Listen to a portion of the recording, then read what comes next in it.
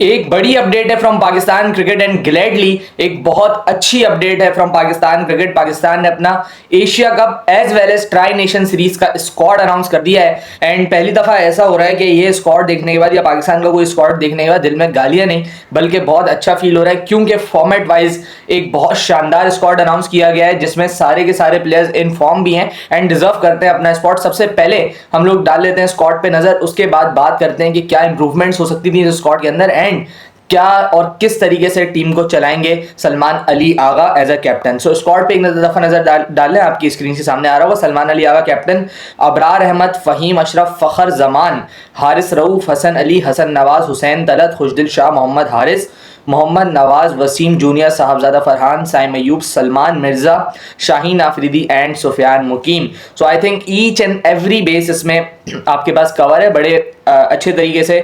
Spin department की आप बात करें तो मोहम्मद नवाज एक अच्छी फॉर्म में है, वेस्ट इंडीज टूर से आए हैं, वहाँ पे मैन ऑफ द सीरीज बने थे। उसके बाद सुफियान ने कितनी अच्छी बॉलिंग की we all know, and Abrar का हम सबको पता है कि कितना अच्छा बॉल कर रहा है वो over the one year for Pakistan. So spin department after a long time आपके पास एक सुलझा हुआ लग रहा है। आपका वाइस कैप्टन शादाब खान अभी भी वापस नहीं आया है, जिसकी वजह से मोहम्मद नवाज को आपको एक दफा फिर से लेके जाना पड़ा है। एंड बड़ी अच्छी चीज हो गई है पाकिस्तान के लिए कि नवाज ने वहां पे मैन ऑफ द सीरीज का अवार्ड जीता, जिसकी वजह से उसको खुद भी कॉन्फिडेंस आया होगा, क्योंकि बांग्लादेश वाले टूर में Nawaz wasn't looking that much effective, लेकिन वेस्ट इंडीज वाले टूर में बहुत अच्छा इंपैक्ट क्रिएट किया मोहम्मद नवाज ने। So always a good sign कि आपका एक ऐसा प्लेयर जिसने 11 में 110% खेलना है वो इन्फॉर्म हो। So it is very good. And एक और gladly Fakhar Zaman has recovered. जितनी न्यूज़ेज सर्कुलेट हुई कि फ़खर नहीं खेलेंगे तो कौन आएगा, अब्दुल्ला आएगा, बाबर आएगा, वो सारी न्यूज़ेज जो है अल्लाह का शुक्र है एंड ग्लैडली फॉर पाकिस्तान के सब गलत साबित हुई एंड फ़खर ने रिकवर कर लिया। माइल्ड सी इंजरी थी, क्योंकि पाकिस्तान क्रिकेट बोर्ड ने जो प्रेस रिलीज भी रिलीज किया था उसके अंदर माइल्ड इंजरी का जिक्र था। तो माइल्ड इंजरी में आपको 1 और 2 वीक्स का रेस्ट चाहिए होता है, then you are back. And Fakhar Zaman का भी नाम है इस स्क्वाड के अंदर। सो अल्हम्दुलिल्लाह फॉर पाकिस्तान के वो इस स्क्वाड के अंदर होंगे। उन जैसा बड़ा प्लेयर होना बहुत लाजमी है।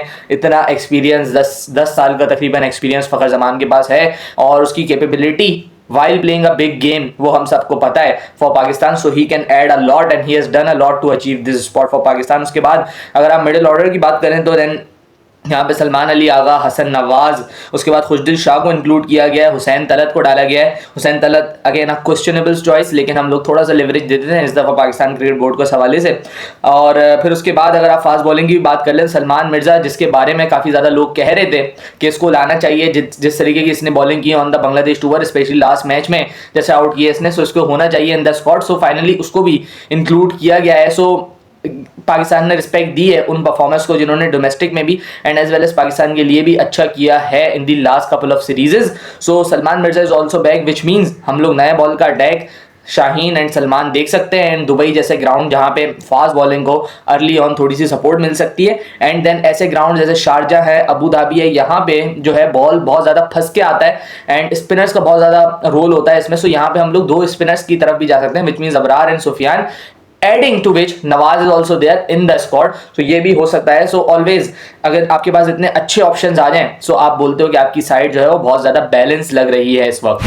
फिर अगर आ जाएं तो ऑलराउंडर की कैटेगरी में, जिसके ऊपर माइक हेसन बहुत ज़्यादा रिलाई करते हैं, माइक हेसन बहुत ज़्यादा पसंद करते हैं अपनी टीम के अंदर ऑलराउंडर्स को इंक्लूड करना। सो उस कैटेगरी को भी अगर मैं देखूं तो उसमें साइम अयूब का नाम आ जाता है, सलमान अली आगा कैप्टन हिमसेल्फ वो आ जाते हैं। उसके बाद Faheem Ashraf, Mohammad Wasim junior is back in Pakistan squad. It is a good sign.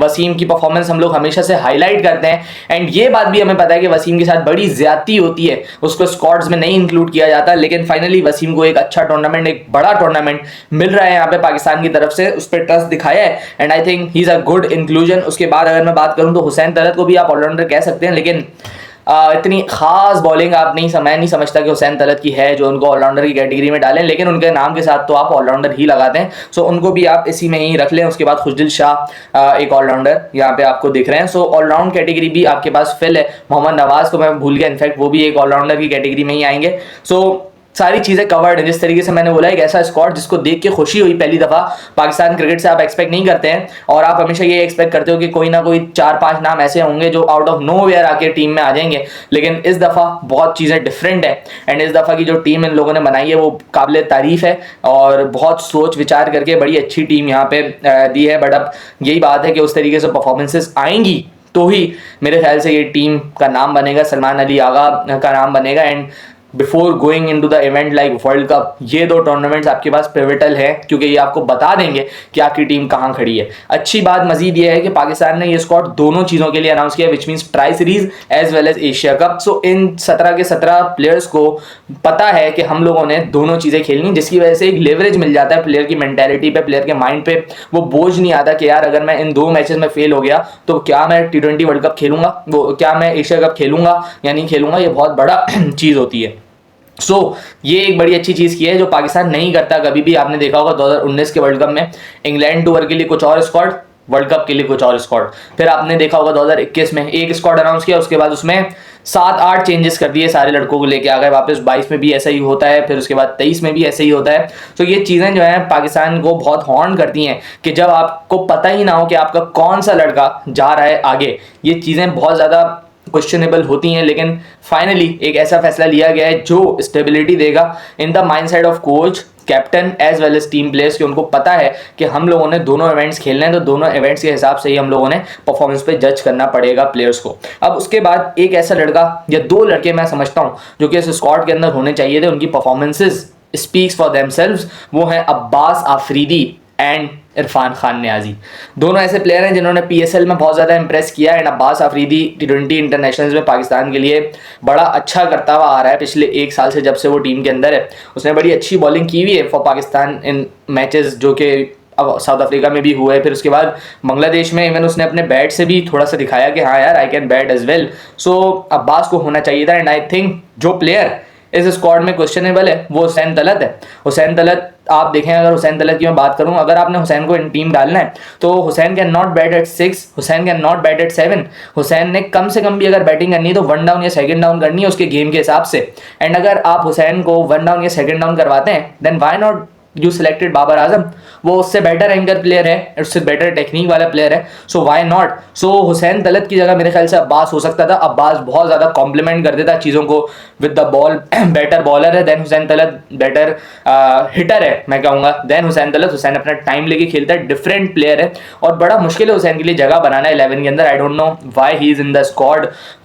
कोई ऐसी चीज़ नहीं की है हुसैन तलत ने जो कि वो स्क्वाड में आए, but Abbas Afridi has done for Pakistan, उसको होना चाहिए था स्क्वाड के अंदर। अगर मैं इरफान नियाजी की बात करूं, सो ऑलवेज मुकाबला इरफान और खुशदिल के दरमियान ही था कि कौन जाएगा आगे, कौन जाएगा टीम के अंदर। एंड माइक हेसन की मेंटालिटी हमें पता है कि ही फेवर्स ऑलराउंडर्स अ लॉट। वो खुशदिल के 1-2 ओवर करने की कैपेबिलिटी की वजह से उनको थोड़ा सा अपर हैंड मिल गया, लेकिन ये मुकाबला इन दोनों के बराबर में ही था। एंड आई थिंक दोनों एक ऐसे प्लेयर थे जो कि टीम में होना डिजर्व करते थे। खुशदिल शाह की भी अगर मैं बात कर लूँ तो बड़ा अच्छा PSL लगाया खुशदिल ने, and same goes for Irfan Khan Niazi, उसने भी बड़ा अच्छा PSL लगाया। सो दोनों में से कोई एक को जाना था, वो खुशदिल को लेके चले गए। सो नेवर माइंड, दोनों तकरीबन मेरे ख्याल से एक ही तरीके के बैटर है, और इरफान खान नियाजी को भी डिसाइड नहीं होना है बिकॉज इतना लंबा करियर उनके हेड पड़ा हुआ है। So I guess he has a lot to offer for Pakistan in future. And मैं यही समझता हूँ कि इरफान खान नियाजी आपके T20 वर्ल्ड कप का एक बहुत अहम रुकन हो सकता है अगर वो आने वाली सीरीज़ में अच्छा परफॉर्म करे तो। And best of luck for Khushdil as well as Hussain Talat. हम लोग जो भी गए लड़के यहाँ पे, उनको हमेशा से हमारी यही दुआएं कि पाकिस्तान उनके साथ जीते एंड उनकी परफॉर्मेंसेस से जीते, ताकि वो खुद भी कॉन्फिडेंट हो अपने आप पे। एंड जो लड़के नहीं गए ऑब्वियसली अब्बास का भी एंड इरफान का भी बहुत लंबा करियर उनके हेड है, so they can pick up from where they left. Okay, so highlight of this squad मेरे लिए वो ये है कि no Babar and Rizwan in the squad. और कितने टाइम के बाद ये हम सबको पता है, आफ्टर 2016 बाबर आजम पहली दफ़ा पाकिस्तान के किसी मल्टीनेशनल टूर के स्क्वाड में नहीं है। आफ्टर 2019 ये पहला मौका है जहाँ पे मोहम्मद रिजवान किसी टूर्नामेंट के या मल्टीनेशनल सीरीज के स्क्वाड के अंदर नहीं है। सो इससे हमें पता चलता है कि कितनी बड़ी जिम्मेदारी है पाकिस्तान के यंग लड़कों के पास, क्योंकि वो जो गैप है वो आपने फिल करना है, और बहुत सारे लोगों को आपने प्रूव करना है कि यार ये जो सिलेक्शन हुई है ये बिल्कुल ऑन मेरिट हुई है। हम सबको तो पता है, जो क्रिकेट देखते हैं समझता हूँ सबको पता है, लेकिन कुछ फैंस जो कि 2 से 3 लड़कों के लिए क्रिकेट देखते हैं शायद उनको ये नहीं पता है। और जो प्लेयर्स जो प्लेयर्स बेसिकली इन्फ्लुएंस्ड हैं from the PR agencies of Babar and Rizwan, उनको भी शायद ये नहीं पता है कि जितने भी लड़के गए ये ऑन मेरिट गए, और अगर बाबर और रिजवान इस स्क्वाड से बाहर हैं तो वो भी ऑन मेरिट हैं, and that is quite evident. जो उनकी परफॉर्मेंसेज हैं फ्रॉम लास्ट 3 to 4 सीरीजेज, आप बाबर रिजवान की परफॉर्मेंसेज कंपेयर कर लें और दूसरे एंड पे जो उनकी जगह लड़के सेलेक्ट हुए हैं उनकी परफॉर्मेंसेज देख लें आप, भले वो साइम हो, भले वो साहबजादा फरहान हो, भले वो मोहम्मद हारिस हो या सलमान अली आगा हो, उन सारों की परफॉर्मेंसेज बेटर हैं अगर हम कंपैरिजन करें बाबर और रिजवान से। PSL बहुत बड़ी अपॉर्चुनिटी थी दोनों के पास, एंड आपने देख लिया कि दोनों की क्या परफॉर्मेंसेस थी। एक के रन्स थे तो वो रन्स किस स्ट्राइक रेट पे थे, कितनी बॉलिंग खेल के थे, वो जरा आप देख लें तो आपको पता चल जाएगा कि वो क्यों बाहर है। एंड फॉर बाबर रिजवान हमें यही कहना है कि they have no one to blame to, अपने आप को ही सारा ब्लेम जा सकता है इस मोमेंट पे, वो अपने आप की वजह से ही बाहर हुए हैं, कोई और ऐसा बंदा नहीं है जिसने इन्फ्लुएंस करके उनको बाहर किया हो या कोई लॉबिंग के जरिए वो बाहर हुए हो, नहीं। जितना रन बाबर और रिजवान को खुले लफ्जों में और खुल के मिला है, मेरे ख्याल से किसी और प्लेयर को मिलता तो शायद वो कभी बाहर नहीं होता। ये दो ऐसे लड़के हैं जिनके बगैर पाकिस्तान की 11 नहीं बनती थी, और आज वो टाइम आया है जहां पे इनका नाम 17 में भी नहीं है। So they have done something wrong अपने करियर में, उन लोगों ने कोई ना कोई ऐसी गलती की है जिसपे पाकिस्तान क्रिकेट बोर्ड मजबूर हुआ है इनको बाहर करने के लिए। सो उन लोगों को दोनों को समझना है, एंड अगर if they want to make a comeback in T20 then उनको ऐसी इंप्रूवमेंट लानी होगी कि शायद उनके गेम में ना हो वो चीज़, और वो लाना उसके लिए बहुत ज़्यादा रिक्वायरमेंट है, मेहनत की भी, टाइम की भी, ईच एंड एवरीथिंग की काफ़ी ज़्यादा रिक्वायरमेंट है। सो अगर वो लोग वो डेवलप करते हैं इस स्टेज में अपने करियर के, तो शायद आने वाले दौर में and maybe in world cup as well आप देखो बाबर रिजवान को खेलते हो Pakistan, which I don't want specially. क्योंकि हम लोग ना 6-7 इवेंट्स बाबर और रिजवान को इकट्ठा दे चुके हैं and they have given nothing to Pakistan. So why not हम नए लड़कों के साथ कोई इवेंट खेल लें।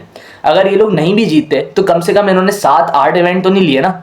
जिन्होंने 7-8 इवेंट लेके भी कुछ नहीं किया, उनका कंपेरिजन ऐसे लड़कों से कैसे बनता है जो अभी पहला इवेंट अपना खेलेंगे। सो ये चीज़ पाकिस्तानी फैंस को अपने दिमाग में रखनी चाहिए, क्योंकि मैं देख रहा हूँ अभी भी जब पाकिस्तान ने स्क्वाड अनाउंस किया तो उसके नीचे बहुत सारे कमेंट्स थे, time will tell and XYZ, बहुत सारी चीज़ें कि इंशाल्लाह group stage knockout, first round knockout. So ये well wishers of Pakistan cricket नहीं है या फैंस ऑफ पाकिस्तान क्रिकेट नहीं है, बल्कि ये fans of 2 to 3 particular players हैं जो स्क्वाड में नहीं होते हैं। तो इनकी यही दुआ होती है कि जो उस लड़के की जगह सेलेक्ट हुआ है ना वो किसी तरीके से फेल हो जाए, ताकि फिर इनको अपनी PRs पे काम करने का मौका मिले। सो आई होप कि जितने भी लड़के सेलेक्ट हुए हैं ये मौका ना दें एंड पाकिस्तान को ये सीरीज़ भी जिताएं, ये एशिया कप भी जितवाएं, अच्छी परफॉर्मेंस दें। यहाँ पे सलमान अली आगा के लिए बहुत बड़ा हर्डल है कि एक यंग साइड को किस तरीके से वो लीड करता है, वो बहुत बड़ा क्वेश्चन मार्क होगा सलमान पे, और उसके करियर की एक हाईलाइट बन सकता है अगर वो अच्छी परफॉर्मेंसेज इन टूर्नामेंट में दिलवा सके इस टीम से। So let's see, best of luck to Pakistan cricket team, best of luck to Salman Ali Agha and each and every player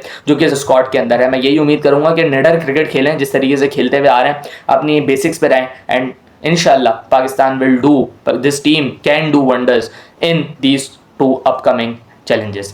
मिलते हैं किसी और वीडियो में, अपना ख्याल रखिएगा, अल्लाह हाफिज़।